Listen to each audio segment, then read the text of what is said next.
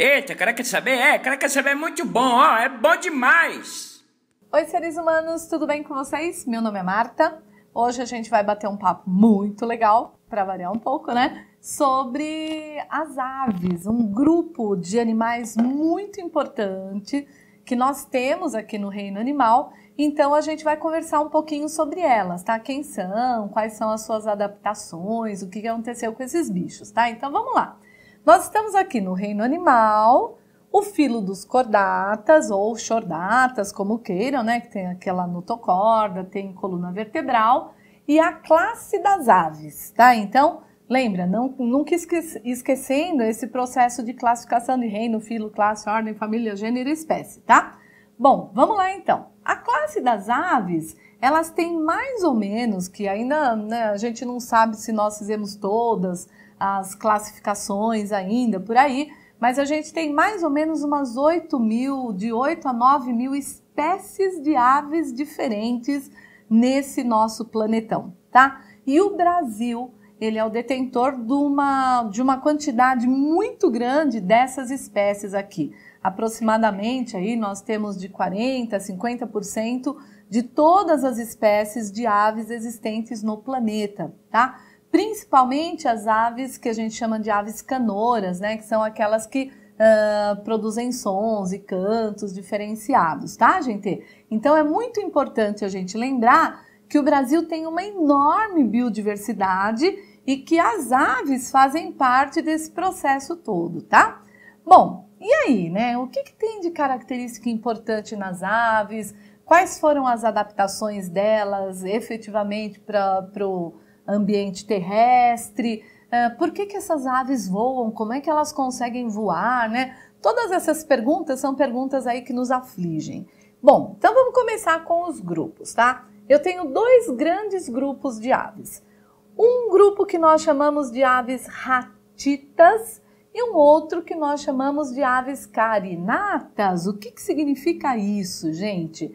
As ratitas, elas se diferem das carinatas porque nesse osso que nós temos na região anterior do nosso tórax, que é o osso que é chamado de externo, para essas aves carinatas, elas têm uma espécie de uma quilha, né? A quilha, gente, assemelha-se àquilo que tem nas pranchas de surf, né? Então, naquele osso, imaginem aqui, né? O tórax aqui, esse osso que é o externo, para essas aves carinatas, ela tem uma quilhazinha.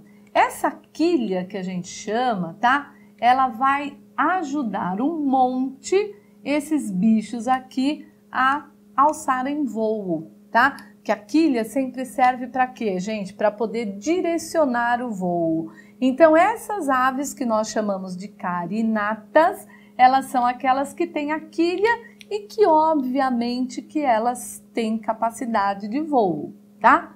As aves ratitas, em contrapartida, elas não possuem a quilha, tá? Então, elas não possuem a quilha e, obviamente, gente, o que vai acontecer? São animais desprovidos da capacidade de voo. Quem são, então, né? Que eu acho que isso que é importante a gente lembrar quem são esses bichos. Então, para isso, a gente reservou uma série de imagens para vocês, tá? Então, deem uma olhadinha aí, gente. Esses bichos, então, são aqueles que não têm capacidade de voo, as ratitas, porém, elas têm musculatura nas pernas muito evidentes e fortes e que facilitam automaticamente a sua corrida, tá?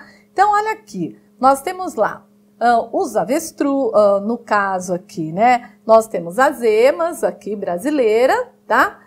Nós temos o kiwi, que é uma ave, também uma ratita, mas é lá da Nova Zelândia. Aí nós temos o casuar, olha que lindão esse bicho aqui, ele é fantástico, né? Então você pode ver o tamanho da perna desse animal, é um tamanho assim absurdamente grande e forte, né? E ele tem essas estruturas na cabeça para diferenciar macho de fêmea também, né? Para acasalamento, tá? Então esse daqui é o casuar macho, né? Só para vocês terem essa noção do jeitão do bicho, tá? Aí nós temos, olha que bonitinhos, gente, esses cilhões maravilhosos aí, que são dos avestruzes, né? Então aqui, nessa imagem, você vê um avestruz macho, que ele é maior do que a fêmea, ele tem a plumagem mais escura, e um avestruz fêmea com seus filhotinhos todos andando aí numa estrada, tá? Tudo bem? Só para vocês saberem quem são, né? Voltando aqui, quem são essas ratitas? Então, são bichos que vocês, com certeza, já ouviram falar. Avestruz, o casuar, as emas, no caso do Brasil, né? Que a gente tem as emas que são extremamente importantes lá na nossa região centro-oeste. E quem são os carinatas? Gente, todos aqueles que possuem quilha e que têm capacidade de voo, tá? Então, vamos lá. Então, a gente tem aí os tucanos, né? Gente, daria pra gente falar zilhões deles, né? Então, só para vocês conhecerem um pouquinho mais, né? Araras, as aves canoras que eu falei para vocês, né? Que são os pequenininhos que cantam demais. Aí nós vamos ter patos, gansos, que eles também têm quilha, também têm essa capacidade de voo. E nós temos também os pinguins, né? Porque às vezes a pessoa se pergunta assim, bom, e o pinguim? Né? O pinguim não voa, né, minha gente? A gente sabe muito bem disso. Mas o pinguim é um excelente nadador. Então, ele tem a quilha para poder auxiliá-lo no processo todo de natação, tá? Eu fiz questão de colocar o pinguim aí, que ele sempre fica nesse limbo, né? Ninguém sabe direito. Pô, ele não sai correndo feito doido, ele não anda, ele não voa, então o que que acontece? Ele é um excelente nadador, tá? Então, eu acho que isso que é importante para que vocês reconheçam os grupos aí desses animais, tá? Bom, aí agora eu vou falar um pouquinho das adaptações para vocês, desses bichos, para o voo, o que que tem na pena, o que que tem no osso, qual é a diferença desses bichos para os outros bichos que a gente tem no planeta, tá bom? Seres, então agora vamos falar um pouquinho sobre as adaptações que esses bichos têm, principalmente para o voo, tá? Que eu acho que isso é importante e são coisas que o pessoal pergunta muito no vestibular, né? Como é que esses bichos voam? Quais são os seus processos adaptativos para essa questão do voo? Pensem bem, gente, para o animal voar, ele tem que ter o corpo leve, obviamente que ele tem que ter toda uma aerodinâmica, garantido lá pela quilha, que eu já falei para vocês, e obviamente que ele tem que ser um animal que o revestimento do corpo tem que auxiliar esse processo todo, tá?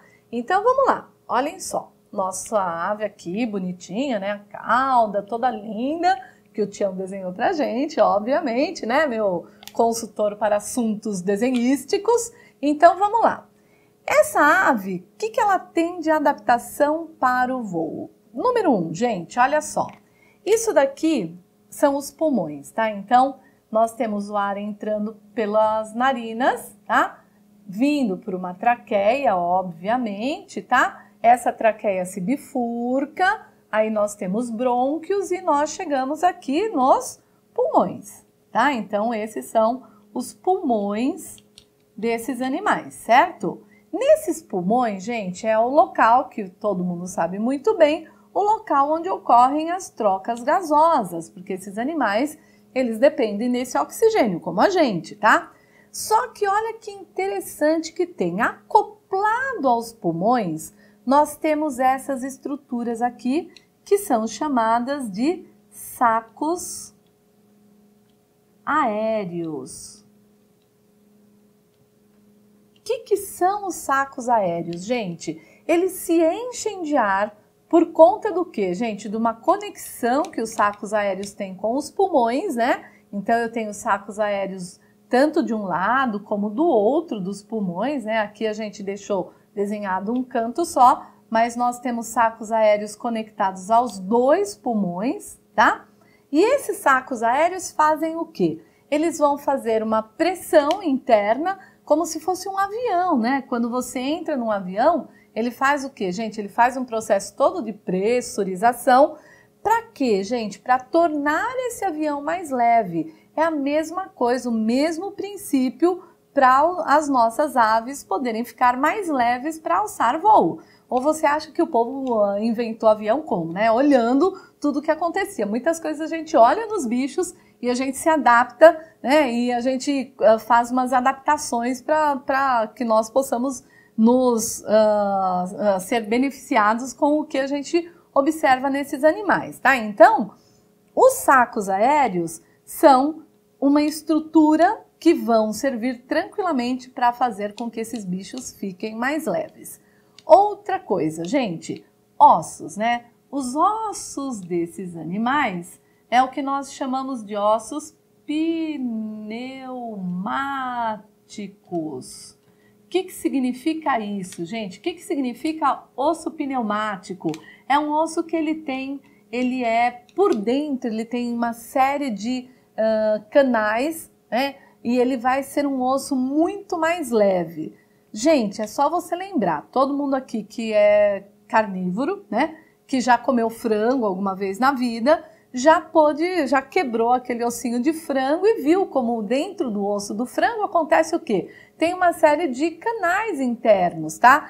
Por quê, gente? Porque ele é um osso todo vazado para ser mais leve. É a mesma coisa, gente, que no caso do ser humano, os ossos da face, tá? Os ossos da face também são ossos pneumáticos, ou seja, são aqueles ossos que eles têm que ser mais leve para que nós possamos mexer, né? Mandíbula, tudo bonitinho aqui, senão a gente falaria, né? Ia caindo de pesado, tá? Então, a gente tem que fazer o osso ficar mais leve. Então, são os ossos que nós temos o quê? Gente, uma série de cavidades internamente, canais, e que eles se tornam mais leves. Então, olha só, duas coisas que auxiliam. Os sacos aéreos, para fazer com que o bicho fique mais leve, né, por conta da pressão, e os ossos pneumáticos. Além disso, gente, esses animais têm penas, né? O corpo todo, uma das características das aves é que o corpo todo é recoberto por penas, tá? E essas penas, elas são o quê? Elas são adaptações do revestimento do corpo desse bicho, tá? Então, ele é revestido por uma camada de queratina, principalmente nas patas, etc. Mas ele tem essas penas aqui, né? Que elas são implantadas na pele do animal. Então, fica uma parte da pena implantada na pele do animal, tá? E uma parte da pena onde você tem uma plumagem aqui, penas, uma área das penas muito mais distendida para a parte superior, e essa conjuntura de pena faz com que esses bichos consigam também alçar o voo tranquilamente. Óbvio que nós vamos ter assim plumagens diferentes para um filhote, plumagens diferentes para o adulto, às vezes coloração diferente, né, dessas penas por conta de você estar numa fase adulta, ou ser macho, ou ser fêmea, tá? Tudo isso tem as adaptações. Mas é importante que vocês saibam que a pena ela vai ter a implantação dela na pele e vai ter uma série de características diferentes, né? De uma plumagenzinha aqui um pouquinho mais puffzinha, assim, né? Mais fofa, e aqui uma parte mais distendida para que esse animal então possa utilizar essa pena para o voo, tá? Lembrando, gente, que lá antigamente, né, quando não havia caneta e etc, o pessoal utilizava pena, né, como base para quê, gente? Para poder escrever. É onde você colocava uma ponta aí para poder colocar tinta, etc, tá? Que mais que nós temos aqui, gente, de adaptação para esses bichos para o voo? Imaginem o seguinte, se essa pena, se ela molhar, ela encharca, tá? Então, esses bichos, essas aves, elas possuem na região posterior uma glândula, tá? Uma glândula na região posterior, que é chamada de glândula, né? Eu vou colocar aqui para vocês. É uma glândula chamada de glândula uropigiana, tá? Essa glândula é bom, né? Essa glândula uropigiana, o que acontece, gente? É uma glândula que produz um óleo, tá? E esses bichos constantemente vêm com o bico e passam esse óleo nas penas para que as penas fiquem impermeabilizadas, tá? Impermeabilizando as penas, o que vai acontecer? Com certeza eu não tenho, essa pena não fica encharcada, ela vai molhar, mas a água vai escorrer pelas penas, tá? Então olha aqui, gente, adaptações do voo, ossos pneumáticos, sacos aéreos conectados ao pulmão, as penas com características, né, que facilitam esse voo, a quilha, que a quilha vai estar onde, gente? Ela vai estar nessa região do externo aqui desses animais, e a glândula uropigiana, que vai fazer o quê? Que vai garantir que essas penas fiquem impermeabilizadas. Tudo bem? Seres, olhem só, né? Ainda nas adaptações das aves, né, que a gente tinha conversado, é importante, ainda para a questão do voo, é importante mais algumas coisas. Primeiro, esses animais são os primeiros animais homeotermos, ou que eles possuem endotermia. O que significa isso? Que a temperatura do corpo desses bichos é constante. Então, aves são os primeiros bichos no reino animal que possuem temperatura do corpo constante. Obviamente que para isso, o metabolismo desses animais, assim como para nós mamíferos, tem que garantir essa energia para manter o corpo sempre com a mesma temperatura, tá? Então, no processo de nutrição, eu tenho que aproveitar muito bem esses alimentos para que esses alimentos, então, possam gerar energia e manter a temperatura do meu corpo. Outra coisa importante, gente, eles não possuem, olha que interessante, não possuem bexiga urinária. Agora, por que será que eles não têm bexiga urinária, gente? Obviamente, para que eles possam ficar mais leves no voo, né? Porque a bexiga urinária, a função dela é armazenar urina durante um tempo até que você libere o esfíncter para liberar essa urina. Como esses bichos têm que ser leves, né? Então eles não têm a bexiga urinária justamente para manter o corpo levinho lá, para eles poderem voar tranquilamente. Então esses animais, eles têm uma cloacazinha, tá? E todo o processo renal desses bichos, etc., manda direto o líquido, que seria a urina, junto com as fezes. E aí faz aquele famoso, né, cocôzinho das pombas, né, em cima de você, se você estiver bobeando aí no meio do caminho, tá? Então, ó, para ficar leve, não tem bexiga urinária. Para poder ter energia, né, com a musculatura peitoral forte por conta das asas, eles são animais homeotermos. Outra coisa, gente, eles têm, assim como nós temos também, uma camada de gordura que a gente não via em outros animais, tá? Essa camada de gordura para garantir o quê, gente? Para garantir que nós continuemos com a temperatura do corpo constante e garantir também que a gente tem uma reserva energética, né? Inclusive essas aves aí têm reserva energética.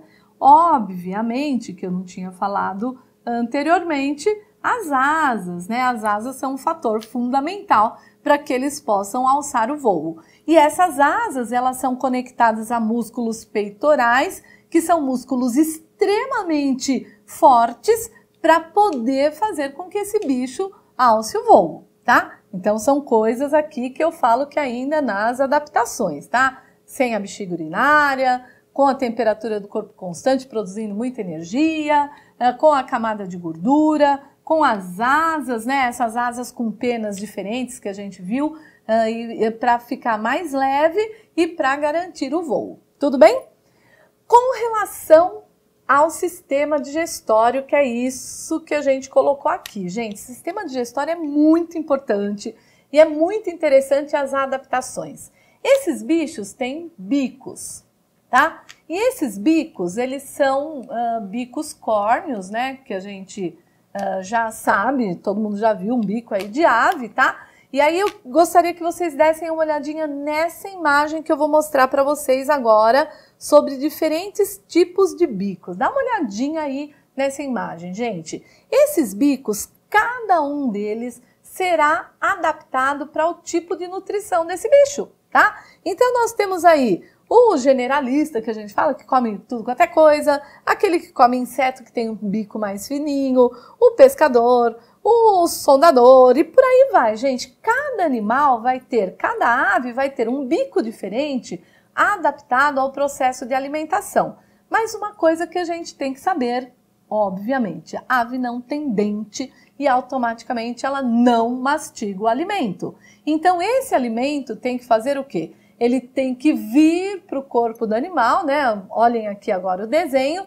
Então o alimento vem pelo esôfago, tá? O esôfago aqui em cima.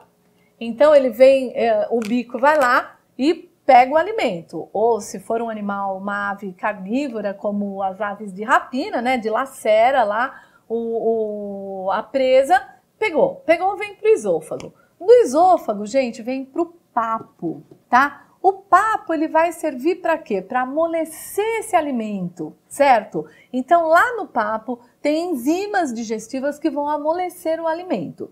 Esse alimento vai ser mandado para um proventrículo, que vai continuar todo um trabalho de jogar enzimas digestivas, etc. Para quê? Para amolecer esse alimento, certo? E aí, vai direcionar esse alimento para a moela. A moela, gente, ela vai fazer um trabalho de trituração também desse alimento. Então, em todo o caminho, eu tenho o papo que tritura e joga enzimas, eu tenho o proventrículo que faz a mesma coisa, e eu tenho a moela, que ela é extremamente forte para fazer o quê, gente? Para fazer trituração desse alimento e, obviamente, aproveitar muito mais as enzimas digestivas, tá? Aí esse alimento vai todo para o intestino, né? No intestino nós sabemos que é a região onde nós temos a maior absorção e maior digestão dos alimentos. O fígado, um fígado grandão, importante lá, cumprindo com as mesmas funções de produção de enzimas, né? Para que esse bicho consiga fazer todo o processo de digestão. No intestinão, esse alimento todo vai sair por uma cloaca, tá? O alimento não, né? As fezes saem junto com a urina pela cloaca, tá? Então, a ave só tem uma abertura, que é a abertura cloacal. Então, ela tem a boca e no final de tudo tem uma cloaca. Na cloaca vai sair o quê? Vai sair a parte das fezes, a parte da urina, né? Então, essas fezes vão ser pastosas, mais para um líquido, e também a parte do sistema reprodutor, que vai ser nessa região aqui, tudo bem?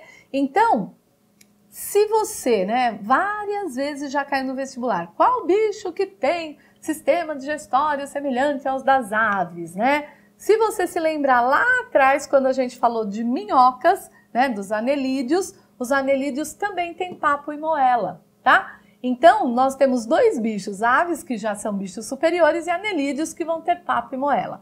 Com a função do quê, gente? Com a função de quebrar o alimento e com a função de jogar enzimas, amolecer o alimento para que esse animal possa aproveitar destes alimentos, certo? Uma outra coisa interessante, gente, olhem essa imagem aqui, que é a imagem de patas desses animais, né? As patas desses animais também são adaptações, gente. Cada pata é adaptada para um tipo de local onde esse bicho vive. Então eu tenho aí aves que são trepadoras de árvores, etc. Olha o jeitão da pata, né? 2 dedos para trás, 2 dedos para frente, específicos para trepar em troncos, tá? Árvores arborícolas, que é aquelas que se mantêm em galhos de árvores, como aquelas canoras que a gente já falou. Olha como faz a adaptação. As aquáticas, né? Não preciso nem falar dessas membranas interdigitais. As aves de rapina, gente, elas têm uma coisa muito legal, que são essas unhas que elas possuem. As unhas, gente, como se fossem agulhas de injeção, sabe? Elas são chanfradas para efetivamente ela poder segurar a presa e às vezes ela, no momento que ela pega a presa, ela já acaba matando essa presa dependendo do local onde ela vai pegar a presa, tá? Então são unhas que doem muito, que eu já senti de perto pegando uma coruja, né? E essa unha realmente, ela se fixa na nossa pele. E por último aqui, uma adaptação, né, de aves como o avestruz, que ela tem esses dedos fortes aí na frente justamente para garantir a corrida do animal, tá? Então, isso que eu mostrei para vocês tudo são as adaptações que esses bichos têm para poder viver no nosso ambiente, tá? E, obviamente, para poder voar tranquilamente aí e fazer as suas funções aqui no nosso planetão, tá bom? A gente vai falar de reprodução numa outra aula, especificamente desses bichos, e então eu espero que vocês tenham curtido, tá? Fiquem aí com a imagem, né? Eu acho que essas imagens aqui dos olhos das aves, eu acho que são imagens fantásticas. Por quê?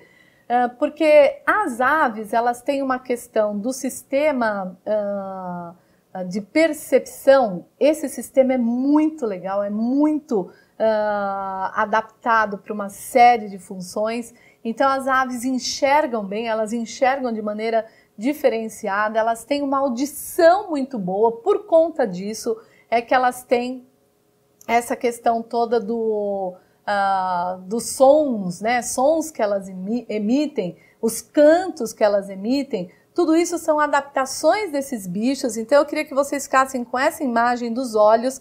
Cada ave, obviamente, vai ter um formato de olho adaptado para a função dela. Se for ave que é uma ave de rapina, os olhos estão sempre na frente. Se forem aves que são presas, os olhos estão sempre do ladinho, tá? Então isso é uma coisa de adaptação. Eu gostaria que vocês ficassem aí com essa visão desses bichos aí que são fantásticos, tá bom? Eu espero que vocês tenham curtido. Então, por enquanto é isso, gente. Um beijo no coração de todos e a gente se vê na próxima aula, tá?